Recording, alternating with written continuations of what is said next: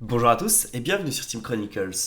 Pour ceux qui n'ont pas suivi, le Mulligan London vient d'être adopté pour tout Magic compétitif et pour le Duel Commander. Le comité a choisi de suivre Wizard là-dessus, mais si on regarde dans leur article, ils ont décidé d'y aller un petit peu à reculons. Donc on va pouvoir discuter de ça, qu'est-ce que c'est et pourquoi est-ce que eux ils y sont allés un petit peu à reculons. Alors, le Mulligan London, il va remplacer le Mulligan Vancouver actuel, donc on va arrêter de faire un regard 1 quand on a fait un Mulligan. À la place, ce qui va se passer. Ma première main, elle est à 7, elle est comme d'habitude, il se passe rien.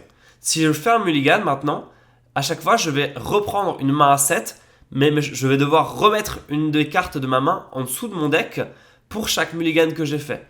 Donc, ce que ça veut dire, je fais mon Mulligan qui habituellement aurait été à 6, mon premier Mulligan. Je prends une main de 7, je remets une carte au-dessous de mon deck.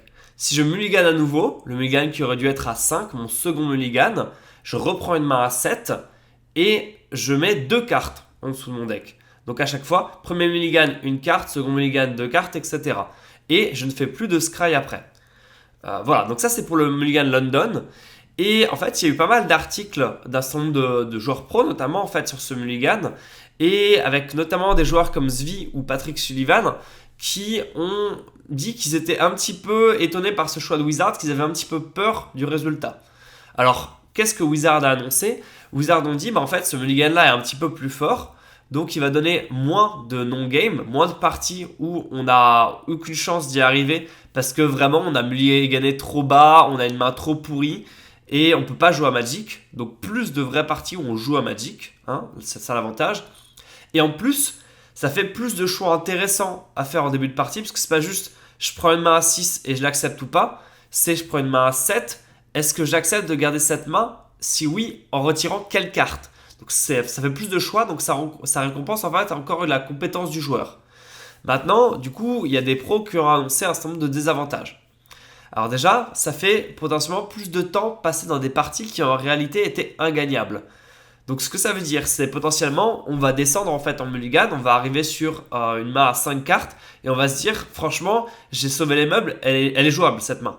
Et en réalité, en fait, la main adverse était trop forte, ou on est descendu trop bas, le card advantage était trop différent entre les joueurs, et elle n'était pas gagnable. Donc on a eu l'impression d'avoir pu faire plus de choses dans cette partie, et en réalité, à la fin, on se rend compte qu'elle n'était pas gagnable. Donc, faut voir encore une fois à quel point est-ce qu'on s'en rend compte. Parce que si on s'en rend pas compte, juste on a joué plus à Magic, tant mieux. Mais si réellement elle était ingagnable, du coup on a perdu notre temps si on essayait de grinder sur Magic Arena par exemple pour notre format. Mais nous, potentiellement, on a perdu du temps pour la pause café, la pause clope, etc. Et juste en fait à la fin, on est frustré parce qu'on se rend compte, j'aurais pu faire ce que je voulais, me les gagner différemment, faire d'autres choix. Juste en fait la différence était trop forte. Donc ça peut être une frustration déjà. Ensuite, ça veut dire que dans d'autres formats, il y a plus d'importance au fait d'aller regarder les packs, les decks que chacun joue avant le match pour savoir ce qu'on affronte et pouvoir faire un mulligan en fonction. Dans le format, on a le général qui nous informe. Donc déjà, du coup, c'est une décision qui est assez importante. Ça veut dire que plus on a travaillé le match-up, plus on connaît le général en face et le match-up et on est capable de choisir les bonnes cartes pour répondre à ça, plus on va être avantagé. Donc ça, encore une fois, ça avantage le skill, ça avantage le fait d'être bon, de bien connaître ses match-ups, de bien connaître son deck. Donc pourquoi pas? C'est encore une fois des mécaniques qui vont avantager les meilleurs joueurs et récompenser l'entraînement. Donc c'est sympa. Le souci éventuellement, c'est quand il y a des decks qui ont plusieurs options en fait. Je pense par exemple à Tradostimna qui est souvent en combo, mais qui est lequel combo et qui peut aussi être joué en contrôle ou en agro contrôle ou des trucs du genre. Donc on pourrait se retrouver dans des situations où au final nous on sait exactement quoi mulliganer en face, notre adversaire ne sait pas ou vice versa. Et du coup il y a un gros avantage à un joueur qui peut sculpter sa main en fonction et l'autre qui ne peut pas. Ensuite, dans d'autres formats, ils disent c'est plus facile de trouver ta combo ou des lignes de jeu particulières, mais c'est aussi plus facile pour ton adversaire de trouver son side. Donc du coup, ça se compense. Sauf que en EDH, on n'a pas de side. Donc il y a une pression encore plus grande à pouvoir du coup tout gérer dans le main deck.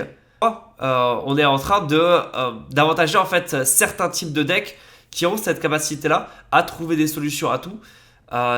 Donc ça peut récompenser du bon deck building, mais ça peut aussi récompenser des archétypes Donc là, notamment combo, en fait, qui eux, ils savent exactement ce qu'ils veulent et dont ils ont besoin pour protéger leur combo.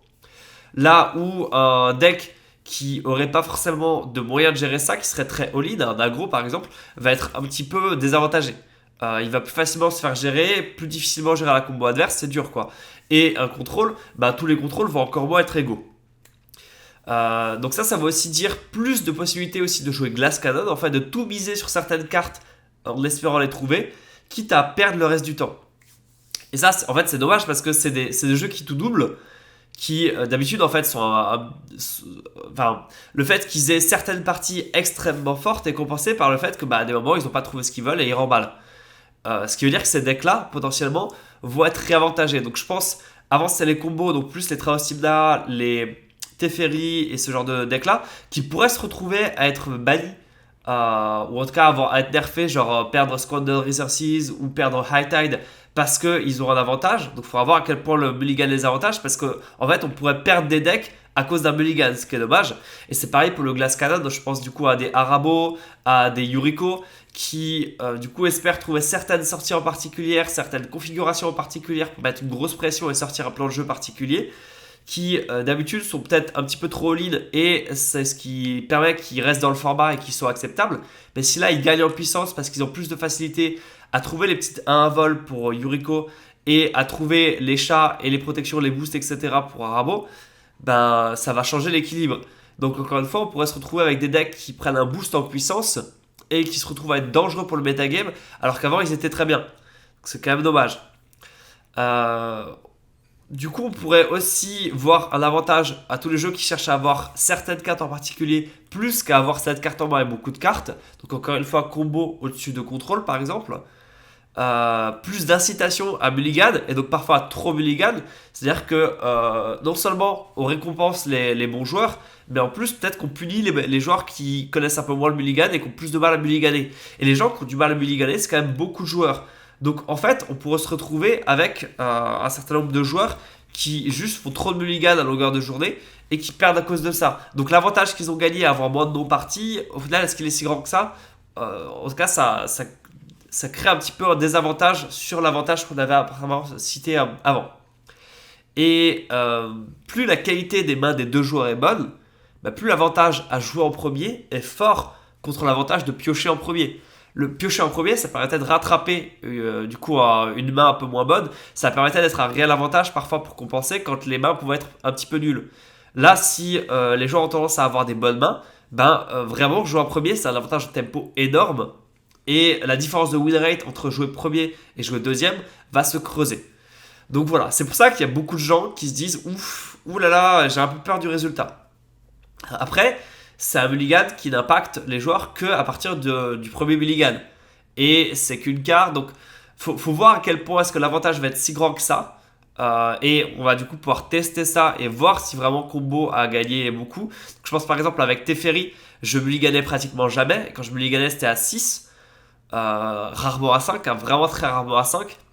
Donc le mulligan, je le vois pas de prime abord m'affecter tant de ça, mais justement en fait c'est ça où ce mulligan là est un petit peu insidieux et très subtil, c'est que beaucoup de ces désavantages là en fait vont être difficiles à évaluer en partie. Et du coup c'est sur le long terme et sur du coup revoir nos match-up face à combo et revoir comment se fait l'équilibre du format, quel deck arrive le plus en top 8, où on va pouvoir se rendre compte de l'impact réel. Donc voilà, on croise les doigts pour que cet impact-là soit le plus positif possible et qu'on tombe pas dans les travers qu'on a cités, mais on sait jamais. Allez, sur ce, je vous laisse du coup les différents articles, ceux de Wizard, ceux de Zvi et de Patrick Sullivan dans la description, et je serais curieux d'avoir vos avis là-dessus pour voir ce que vous pensez que ça va donner sur le format, si ça va être réellement impactant ou pas. Et sur ce, merci à tous et bonne journée.